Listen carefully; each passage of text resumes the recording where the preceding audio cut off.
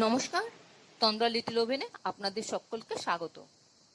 সকালে একঘেয়ে জলখাবার খেতে খেতে যখন মুখটা মেরে যায়, তখন একটু অন্যরকম পেলে বেশ ভালো লাগে খেতে। আজকে আমি ভাবলাম যে আর ভালো লাগছে না একঘেয়ে খাবার খেতে, তো একটু অন্যরকম খাবার করি। আজকে আমি এই খাবারটা তৈরি করেছি। আমি কোনো নাম টাম দিইনি, নাম আপনারা দিয়ে দেবেন। আসুন তাহলে দেখে নিই এই রেসিপিটা কীভাবে আমি করলাম। খেতে কিন্তু খুব ভালো হয়েছে, আর তৈরি করা একদম সহজ, যে কেউ পারবে করতে। চলুন দেখে নিই তাহলে রেসিপিটা। এখানে একটা পাত্রে আমি হাফ কাপ ময়দা নিয়ে নিলাম। আপনি ময়দার জায়গায় আটাও নিতে পারেন। আর একটু নুন দিয়ে দিলাম স্বাদ মতন। এবার এর মধ্যে আমি 1 টেবিল স্পুন সাদা তেল দিয়ে দিলাম ময়ানের জন্য। আর এর মধ্যে দিচ্ছি আলু একটা সেদ্ধ করা, একটা কাঁচা লঙ্কা কুচি করে দেব, আর কারি পাতা। এই কটা জিনিস দেব। প্রথমে আমি আলুটা গ্রেট করে নিচ্ছি। এই মুহূর্তে আপনারা কে কোথা থেকে আমার এই রেসিপিটা দেখছেন, প্লিজ একটু কমেন্ট বক্সে কমেন্ট করবেন, আমার তাহলে খুব ভালো লাগবে। আর নতুন কোনো বন্ধু প্রথমবার আমার চ্যানেলটাকে দেখে থাকলে আপনাকে একটা বিগ হাগ জানাচ্ছি। চ্যানেলটাকে সাবস্ক্রাইব করে নেওয়ার জন্য অনুরোধ রইল। পাশে বেল আইকনটা অ্যাক্টিভেট করে নেবেন, যাতে পরবর্তী আমার সমস্ত রেসিপির নোটিফিকেশন সবার আগে আপনার কাছে এসে পৌঁছয়। আর আপনি যদি ফেসবুক থেকে দেখে থাকেন তাহলে ফলো বাটনটা ক্লিক করবেন আর একটা লাইক দেবেন, তাহলে আপনি আমার সাথে জুড়ে যাবেন। আপনি আমার সাথে জুড়ে গেলে আমার সমস্ত রেসিপির নোটিফিকেশন সবার আগে আপনার কাছে এসে পৌঁছে যাবে। একটা আলু আমার পুরো গ্রেট করা হয়ে গেল। এবার এর মধ্যে আর কি কি দেব সেগুলো বলছি। এখানে আমি লঙ্কাটা কুচি করে রেখেছি, সেটা দিয়ে দিলাম। আর দেব কারি পাতাটাও কুচি করে রেখে দিয়েছি, সেটাও দিলাম, দুটোই দিলাম। আর দেব কিছু মশলা, সেটা হলো জিরে দিলাম হাফ টিস্পুন জিরে গুঁড়ো, হাফ টিস্পুন দিলাম ধনে গুঁড়ো, দিলাম হাফ টিস্পুন, একটু শুকনো লঙ্কার গুঁড়ো দিলাম হাফ টিস্পুন, আর দিলাম পনির।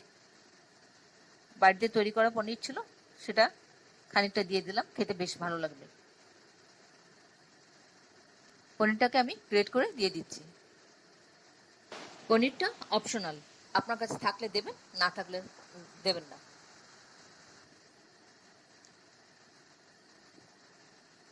আমার গ্রেট করা হয়ে গেল।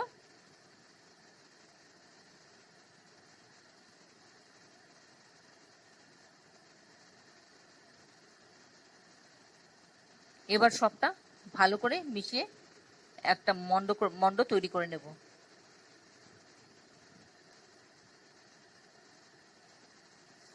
যেরকম আমরা রুটির জন্য আটা মাখি, ঠিক তেমনি একটা ডো তৈরি হবে।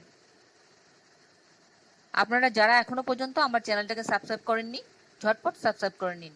আপনাদেরকে আমাদের মাঝে দেখতে পেলে আমাদের খুব ভালো লাগবে। এইভাবে ভালো করে মেশাতে মেশাতে একটা মন্ড তৈরি করে নেব।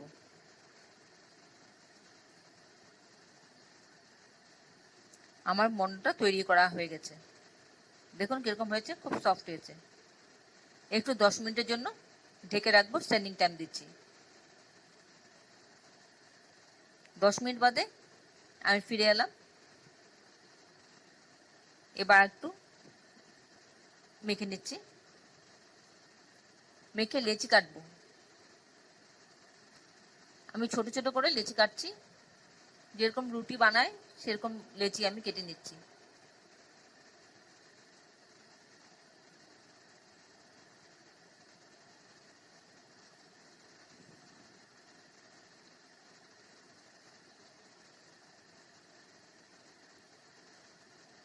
আমি লেচিগুলিকে আবার একটু গোল গোল করে নিয়ে নিচ্ছি।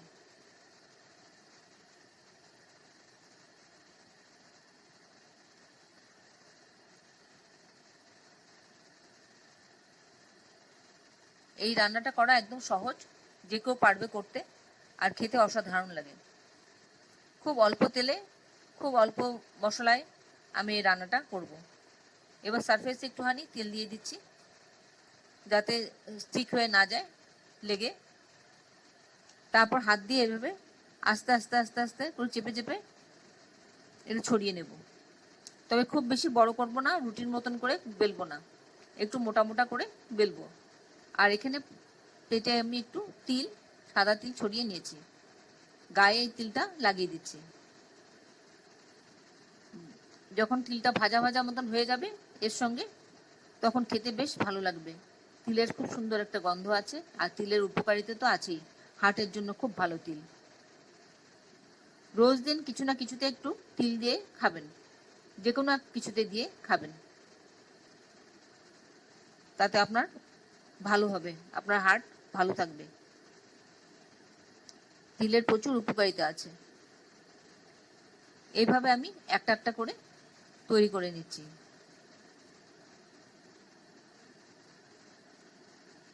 এদিকে প্যান বসিয়ে দিয়েছি ওভেনে, খুব সামান্য তেল দিয়েছি, 1 চা চামচ তেলের মতন দিয়েছি। দেখলেই আপনি বুঝতে পারবেন যে একদম সামান্য তেল। আমি শ্যালো ফ্রাই করব। এবার এর মধ্যে আমি এভাবে একটা একটা করে দিয়ে দেব।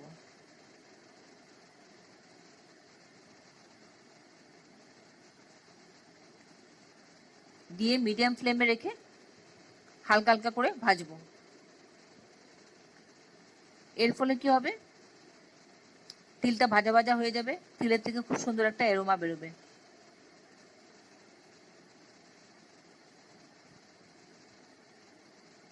খুব ভালো লাগবে খেতে।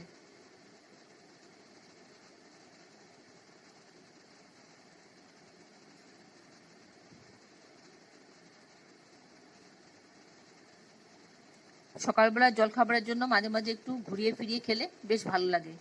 একঘেয়ে রোজ দিন লুচি রুটি পরোটা ভালো লাগে না।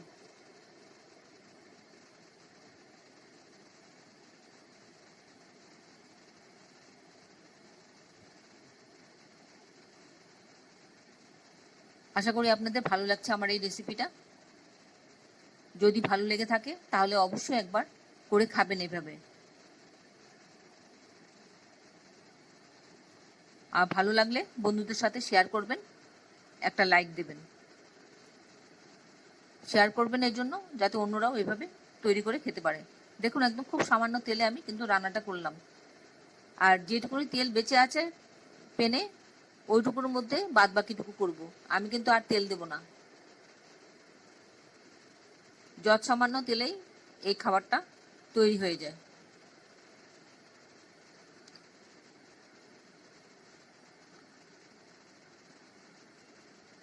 এবার ওই বেঁচে যাওয়া তেলের মধ্যে আমি বাদ বাকিগুলো দিয়ে দিচ্ছি।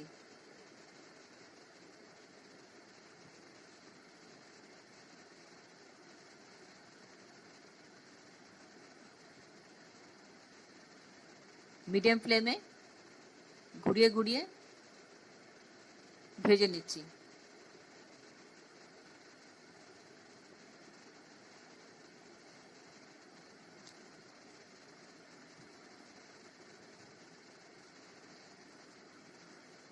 এইভাবে লাল লাল করে ভেজে নেবেন। তিলটা ভাজা হচ্ছে আর খুব সুন্দর একটা অ্যারোমা বেরোচ্ছে, খুব ভালো লাগছে।